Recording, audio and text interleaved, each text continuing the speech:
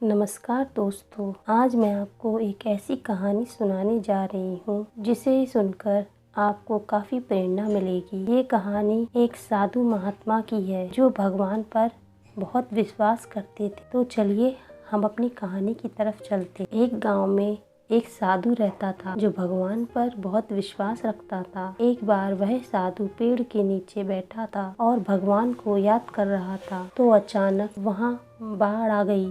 चारों तरफ पानी ही पानी था। सब लोग अपने आप को बचाने के लिए पहाड़ की तरफ भागने लगे। उनमें से एक आदमी ने देखा कि इस हालत में भी साधु जी भगवान की तपस्या कर रहे हैं। उसने सोचा कि ये अपने आप को बचाने के लिए कहीं जा क्यों नहीं रहे हैं। तो फिर उसने साधु से पूछा, आप कहीं जा क्यों नहीं रहे हैं? आप भी मेरे साथ चलिए, नहीं तो डूब जाएंगे। साधु बोले, अरे हमें क्या होगा, मैं भगवान की इतनी तपस्या करता हूँ, मुझे कुछ नहीं हो सकता, मुझे भगवान अपने आप बचाएंगे। धीरे धीरे पानी साधु की कमर तक आ गया। अब लोग वहाँ से नाव लेकर निकलने लगे तो उनमें से एक ने साधु से कहा, अरे पानी आपकी कमर तक आ गया है, आप हमारे साथ चलो, नहीं तो आप डूब जाएंगे। तो साधु ने कहा, नहीं नहीं, भगवान मुझे अपने आप बचाने आएंगे। और वह नाव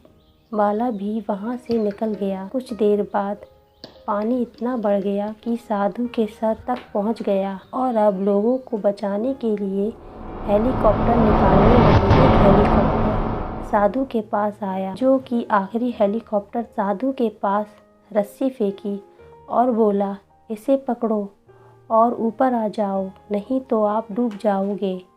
यह आखिरी हेलीकॉप्टर है और आपके पास में कोई रास्ता नहीं है बचने के लिए। साधु ने कहा, यह रस्सी वापस ऊपर खींच लो और आप चले जाओ।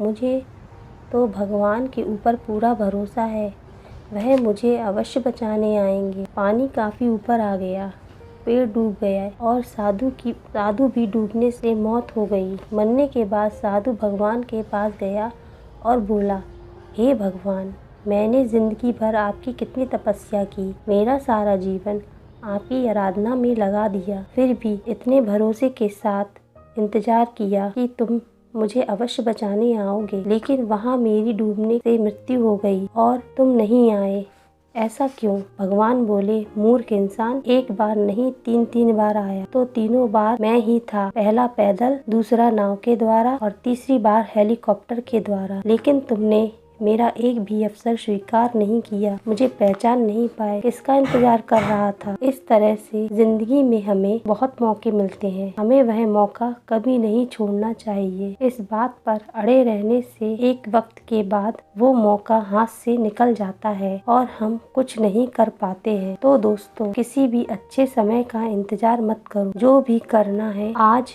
और अभी से शुरू कर दो। अगर दोस्तों आपको मेरी ये कहानी अच्छी लगी हो तो लाइक और सब्सक्राइब जरूर करें। धन्यवाद।